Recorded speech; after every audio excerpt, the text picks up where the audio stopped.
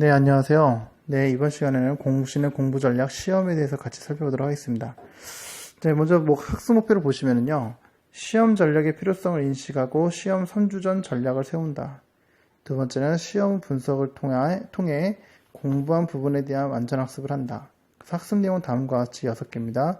시험의 개념, 시험을 위한 예상 문제 만들기, 시험 후 분석, 시험 선주 법칙, 시험 중, 시험 후 관련된 오답 노트 사용 방법까지 나오게 되어 있습니다. 먼저는 시험에 대한 개념이 되게 중요하죠. 시험이 무엇일까요? 어떤 친구들은 시험을 보면 안 된다는 얘기를 하는 친구도 있고 어떤 친구는 시험을 봐야 된다는 얘기도 있는데 결국 시험이라는 것은 내가 이해한 것과 이해하지 못한 것을 확인하는 것입니다. 이 친구가 무엇을 알고 있는가? 알지 못하는 걸 알 수 있는 시간이 없으면 진도 나가는 것도 어렵죠. 유일하게 여러분들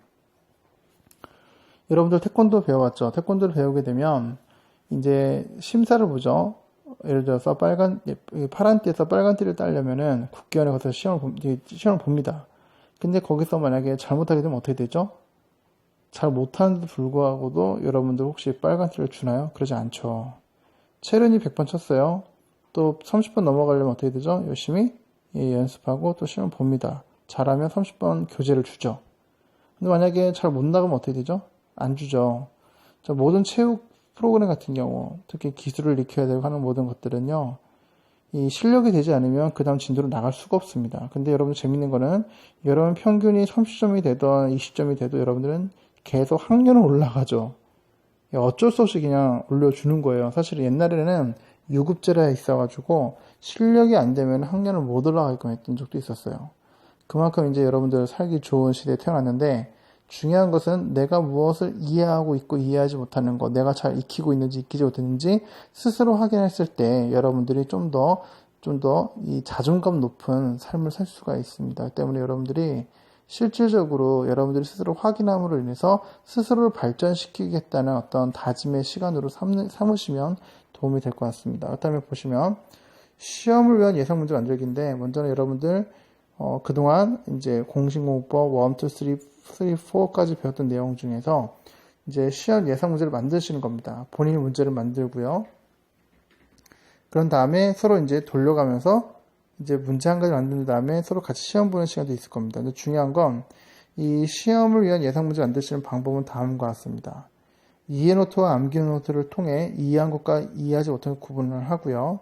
개념을 바탕으로 문제를 만드는 것입니다. 그 다음에 객관식 문제와 주관식 문제로 나눠 만들고 될 수 있으면 주관식 문제를 만들고 직접 써보는 것입니다.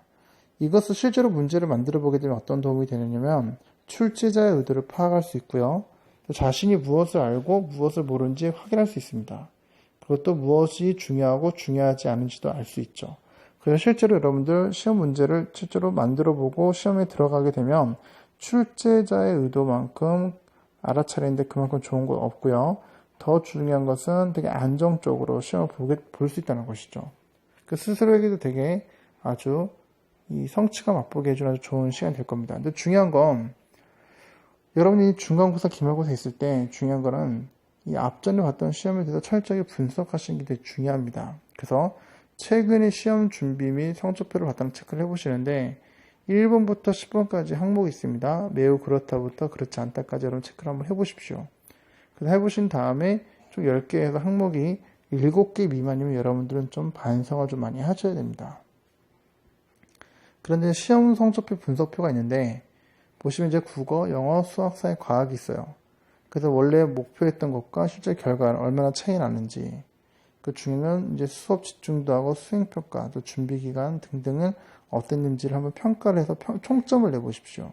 그래서 시험 준비에 대한 평가와 결과에 대해서 이런 어떤 상관관계가 있는지를 좀 파악을 하셔가지고 실제로 여러분들이 원했던 점수인지 좀 파악을 해보시면 스스로에게도 좀 부끄럽거나 부끄럽지 않게 되겠죠. 그런 다음에 이제 각각 과목별로 계산점을 적으신 다음에 총평을 내려보십시오. 그래서 자기 반성적인 사고를 가지고 여러분들이 실제로 내가 개선할 게 무엇인지를 알아가는 것이 매우 매우 중요합니다. 그래서 시험 3중간 법칙이 있는데 시험을 보시기 3주 전까지 반드시 해야 될 것이 있습니다. 바로 개념 이해입니다. 그러니까 이것은 마치 여러분들이 가을에 수학하는 원리와 똑같아요. 자, 가을에 우리는 별을 재배를 해서 이 곡식을 얻죠.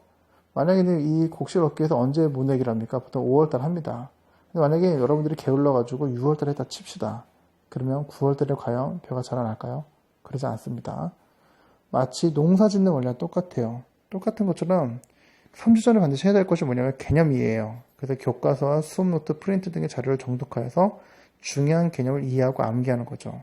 2주 전까지 반드시 해야 될 건 뭐냐면 개념을 바탕으로 한 기본 문제 풀어야 됩니다. 그쵸? 그럼 아마도 일주일 남은 정도 되면은 과목별로 완전 학습한 내용을 가지고 백지 테스트 보는 것입니다. 그래서 문제풀이 후 틀린 부분이 어딘지 암기 노트에서 확인하고 암기 노트 중심으로 채워가는 것이 중요합니다. 그래서 시험 보실 때는 뭐만 갖고 들어가요? 암기 노트만 갖고 들어가는 겁니다. 그래서 시험 3주 전 목표를 세우십시오. 이전 점수와 목표 점수 세우시고요. 시험 정보 내용을 수집하십시오. 그래서 이것을 꼭 친구한테 카톡 통해가지고 이제 물어본 친구 많이 있는데 그런 습관 버리시길 바라고요. 시험 범위 정확하게 적으십시오. 그 다음에 시험 2주 전까지 해야 될 내용들이 있죠.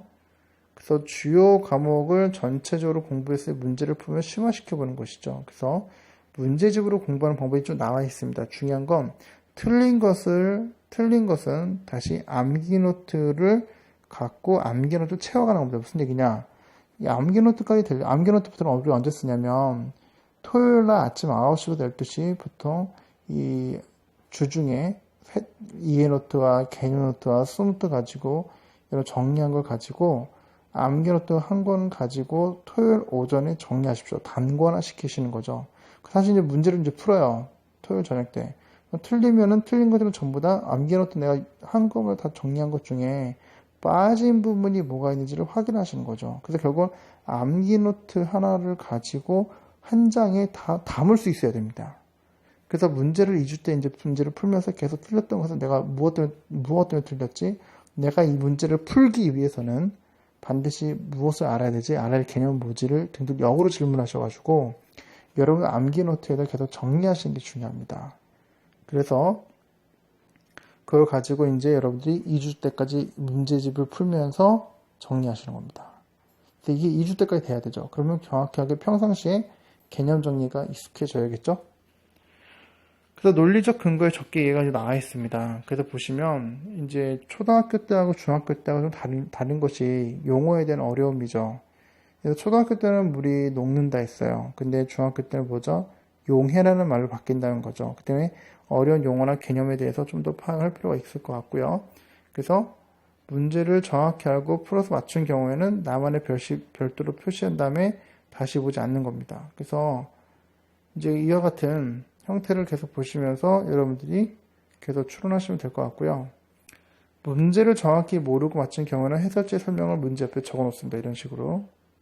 그리고 문제를 틀린 경우 해설지를 꼼꼼하게 읽고 비슷한 문제를 찾아서 풀어보시는 겁니다. 그래서 전반적으로 암기 과목 전체를 정독하면서 내용 이해를 한 후 암기할 부분을 체크하거나 노트에 정리하시는 겁니다. 그러면 시험 1주 전까지 하실 건 뭐냐? 바로 여러분이 1주 전까지는 그동안 풀었던 문제를 갖고 다시 한번 내가 이해하지 못했던 건 무엇인지 다시 한번 꼼꼼하게 체크하시는 거죠. 그러면 시험 시간표가 이렇게 나와 있는데 그리고 대칭 구조를 이룬 상태에서 여러분들의 시험 계획표를 적어도 일주일 전에 짜놓을 것을 권해드리겠습니다. 이것은 이제 암기 원리와 연결이 되어 있어요. 그래서 보통 시험이 첫 시가 영어 도덕이다. 그럼 전날 영어 도덕 당연히 해야겠죠. 2일 전까지 영어 도덕 하십시오.